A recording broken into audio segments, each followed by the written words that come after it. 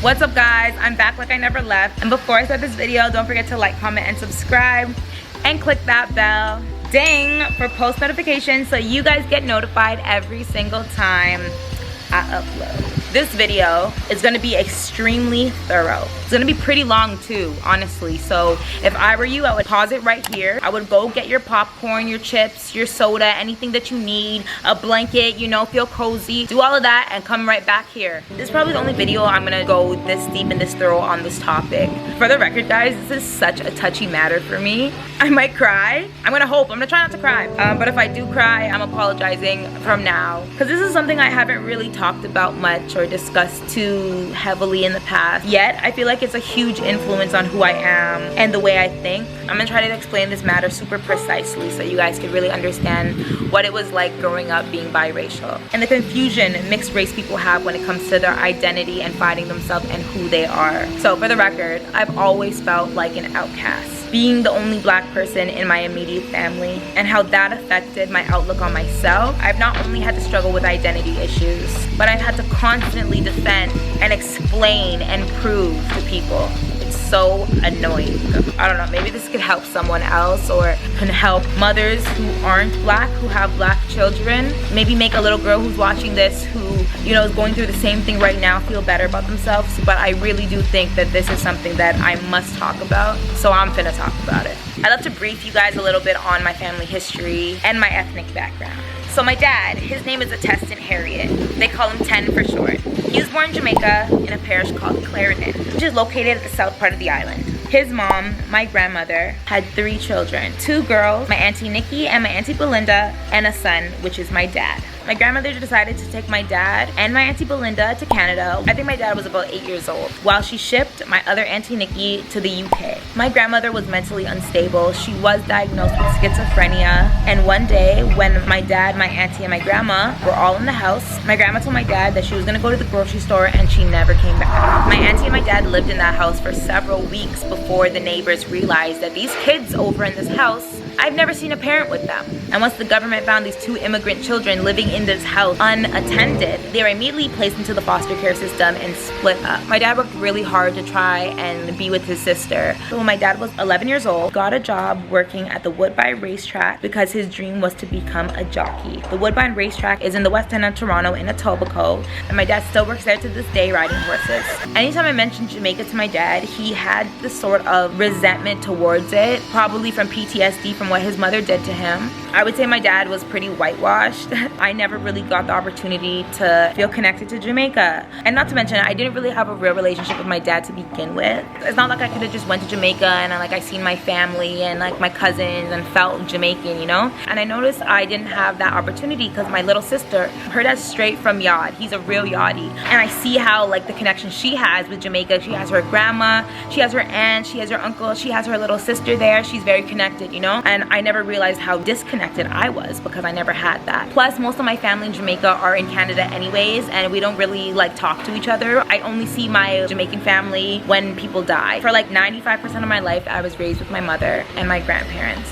My mother Nadine was born and raised in Canada, which makes me a 2nd generation Canadian. My papa, which is my grandpa, my mom's dad, Pyarali Kanji, his origin is from Gujarat in India, which is the northwest part of India. But my grandfather was born in East Africa, Tanzania. There's actually a lot of Indian people in Tanzania that migrated from India. My grandfather was a Muslim. The type of Muslim he was, they're called Ismailis. I always wondered how that worked because my grandfather is a Muslim and my grandmother is like a Catholic, you know, and she raised me Catholic. When my grandfather passed away, RIP, I think we're not even allowed to go see him because it's on Muslim ground, you know, or something like that. My grandmother, my mom's mom, Miss Jenelina Fernandez, is originally from Goa, but she was born in Puerto Rico. So for those of you who don't know, Goa is in India that's located south of Bombay, which is Mumbai now. Goa is like the beaches part of India. It's very beautiful, very tropical. Goa was colonized by Portugal, so Goan people are mostly Portuguese descent. My grandmother's last name is Fernandez, which is a very common Goan and Portuguese last name. So my grandmother speaks hella different languages. She speaks Spanish, Portuguese, Konkani, which is a Goan language, a little bit of Hindi because of my grandpa, and Swahili.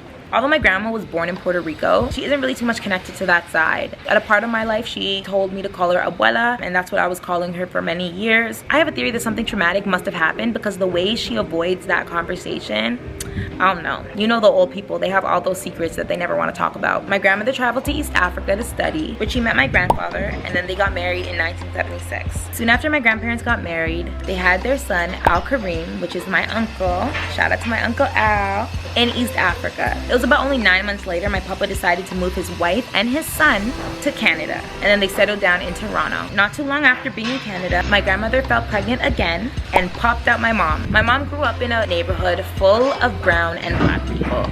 Just for the record, guys, I know Americans don't call Indian people brown people, but in Toronto, I don't know why. When we say brown people, we're referring to Indian people. All people in Toronto call Indian people brown people.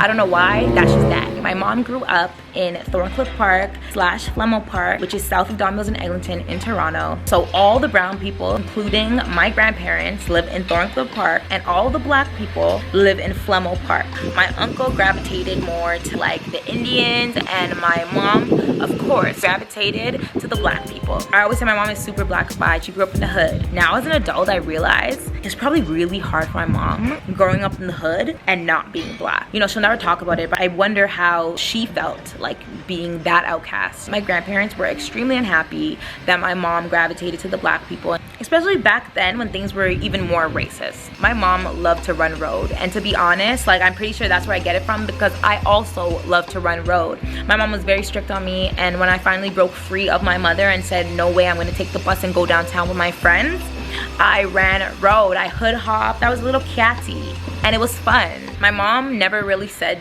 any nice things to me about my dad growing up. My grandparents were not pleased at all when they found out that my mom was with my dad at first. He was a black man who was older. All of a sudden, my mom pops up pregnant at 16, but when the baby was 5 months, they found out that the baby had no heartbeat, and that was that.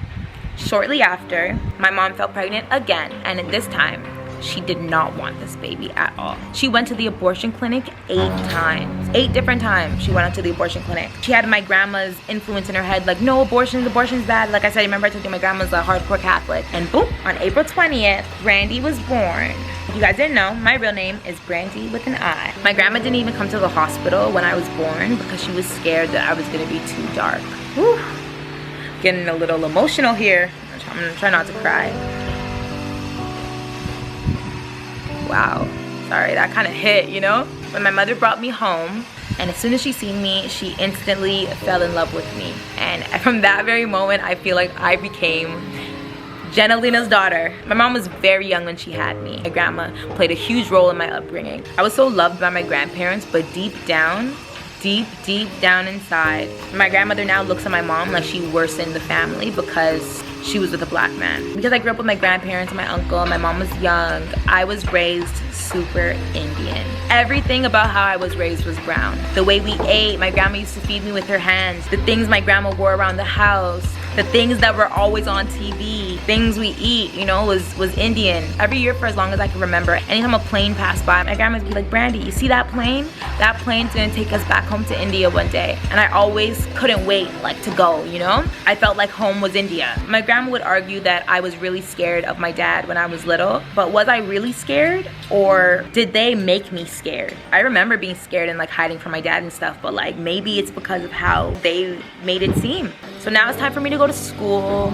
I went to a predominantly white and Filipino school. Now I'm at school and the kids are calling me black, and I'm confused. It's so crazy, guys. Like, it's crazy to say, but whew, that's crazy. I was so confused. I was like, black? What? They used to be like, Mom and Ma. Kids in my school are calling me black. And they say, no, Brandy, you are not black. You are biracial. You are different. You're not like the other black girls. And it was just a shock because especially when you're young, you don't see race, you know? Your family is your family. You know, the kids in my school made fun of my hair. Not just the kids made fun of my hair. My teachers, they used to send notes home advising my mother to straighten my hair because my hair is making the other students in class uncomfortable. And the students can't see over Brandy's hair. So what I would do, because I knew my mom was crazy, I said, I'm not bringing this to my mom. Anytime I got the note, I would throw it out. And obviously, because my mom wasn't straightening my hair, my teachers got fed up and then they put me at the back of the class. And so now I'm being alienated at school. And this is like the first time I'm thinking like, I'm black. Although they're not saying I'm black, like, I think I'm black. You know, when we're drawing our picture, the little boys are throwing brown pencil crayons at me, like, this is your skin color, it's poo. You know, just a whole bunch of things. And I would cry and cry, and I just never understood. Then my papa would pick me up from school, and the white kids would say, oh no, you're adopted, like, that's not your grandfather. Or if that's your grandfather, why do you look like this? To be like, if I had 3 wishes, my 3 wishes would be to be white, to have straight hair, and to be skinny.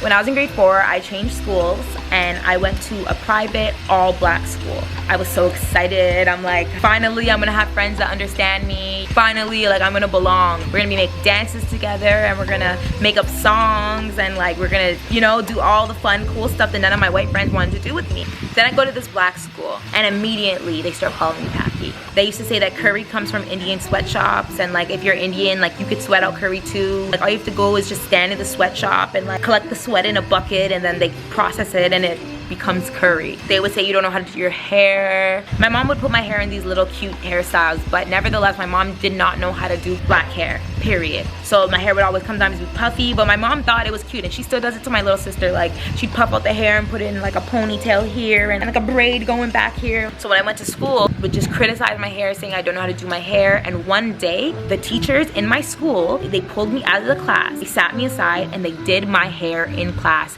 and cut it. How do you touch someone else's kid's hair? Cut it. How? I was literally bawling because, like, you know, I didn't want them to do my hair, and it hurt. So I go home that day, my mom sees that my hair is in braids, and she's confused. And I'm just like, Mom, let's just go. I'll tell you about it after. And I basically told my mom, I'm like, they did my hair in school. My mom was pissed. So she took out my hair instantly as soon as I got home.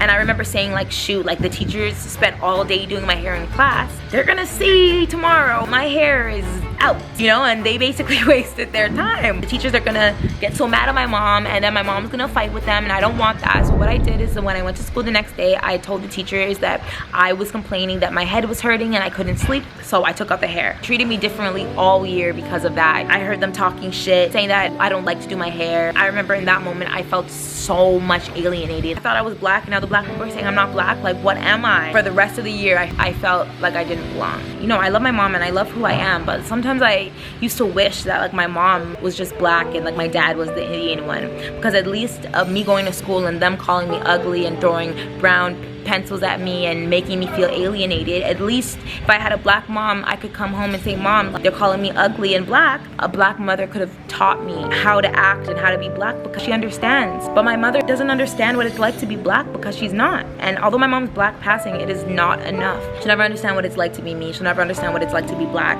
So how could she have, you know? It's not even her fault. If you're a mother of a black child, or, you know, you're about to have a black child and you're not black yourself or mixed with black, then you must teach your child the beauty in blackness. And when I got bullied at school for being black, I could have came home and been reassured that black was beautiful. But instead, my home life disconnected me and was in denial that I am black. Genetically, I am half and half, but I still get treated like a black person, and therefore I am black, you know? So here I am, confused as hell, not knowing who I am. Then when I was 8, my little sister was born. She was like the perfect child in my mom's and grandparents' eyes. The sister became out very, very, very light skinned. Her hair is very wavy. And I feel like my grandparents and my mom, like, they pinned my sister against me by putting their insecurities onto me. They would say, oh, Brandy, it's not Choice's fault that she came out light with good hair. You shouldn't be jealous of her. Jealous? Like, I wasn't even looking at that. Can I just love my sister? But to this day, they'll still say shit like that. Even now, when my mom cusses me, first thing she says is, you black. And when I tell you it hits a nerve, it hits a nerve. My sister is beautiful, but it's not because she's light skinned, it's because she's beautiful, you know? They kept putting that narrative onto me to the point where I'm sitting there thinking, like, am I jealous of her? Am I subconsciously jealous of her? And I'm like, no. Messed up to say, but my sister doesn't even consider herself black. She'll say, oh, I'm mixed, I'm Spanish, I'm everything else. And that's literally not her fault. That's literally because of what my family did. And honestly, I can't even blame my mom or my grandparents for the racism, because it's so deeply rooted. Realistically, my grandmother is also on a high horse because she's going and she's Portuguese. She looks at herself like the better Indian, you know? She does that by nature. And again, like, that's not her fault either, because that's just what it is. Then finally, I met my cousin Taylor. I give Taylor a lot of credit because she was the first person, oh my God, I could cry. She was like the first person that like made me feel like I belonged, you know? Like it didn't really matter what my race was. Like reinforced me like I'm black, you're black. And I always thought of like me and Taylor being the same, you know? And like I finally have someone who I can make songs with, make up dances with, like a real best friend. And for the first time, I like felt understood, you know? She knows this, but like I give Taylor a lot of credit for helping me find myself. I do identify myself as black no matter what. Non-black people need to be careful when they're having black kids because this identity crisis is real. My grandma to this day would be like, oh, Brandy isn't really black, you know? She just goes out into the sun. I got a spray tan the other day and my grandma was like, oh, why did you go so dark? She doesn't mean to, but it's just deeply engraved. You know, people look at me and I always tell my grandparents and my mother this, like people don't look at me right away and say you're mixed. Sometimes people don't even believe that I'm biracial, you know? And then like I sometimes I catch myself like just trying to prove it to people like, no, I'm Indian, I'm Indian, I'm Indian. I hate that. I absolutely hate that. Like I don't have anything to prove to anyone, you know? And I have to tell myself that sometimes. Spanish people and like Asian people, they always just make it seem like being black is bad. I feel like a lot of people probably do feel like me, but they never get to say it, you know? Like before my two sisters, I was the only black one in my family. My Uncle Al married a Pakistani woman and he had 2 brown children. And my grandparents were very pleased by that. Very, very, very happy. But then they look at my mother and they just like, ugh, disgrace, you know? And that makes me like really, really sad that even though they love me, I'm like the bird and I'm still a disgrace. My grandparents like, you know what? I am black and I love it. Or I go out and lather my body in tanning oil because I love the sun and the sun is good for my skin and I'm attracted to black men, so I'm gonna have black children. Like I feel like all of this is owning my blackness, you know? And I'm trying. I'm really, really trying. And like all I can do is when I have my children, reinforce what I wasn't reinforced when I was little, you know? Sometimes I watch TikTok and like TikTok videos like growing up in a black household and like I watch the video and I just don't get it. I can't relate. Or even me being a conscious black woman is so new to me, guys. For example, I remember when I was little and I used to go on the bus and I used to just play music loud on my phone out loud. And Taylor used to be like, Brand, you can't do that. And I used to be like, why? He used to be like, because you're already black. We can't make the white people think that they're right, so you can't play the music out loud. And I used to be like, so what, I'm playing it. That's me not being conscious of blackness. I think we must be more honest. I feel like if I'm not honest, I won't be able to heal. But it'd be one hell of a lie to say that I don't feel Indian. As these years go by, I'm learning to love being black. My mom will be so offended if I say I'm just black, but it is what it is. I hope you guys understand me a little bit better. Still learning to love my blackness day after day, and I'm proud that I love Black D, and I'm gonna have black children, and they're gonna understand what I didn't have the opportunity to understand. So yeah, guys, thank you guys so much for watching this video. I hope this video helped someone understand what it's like to be mixed race. I would love to hear your guys' stories if you're mixed race and you know you've had a similar experience to me, like being alienated by your family or being the only black person in your family.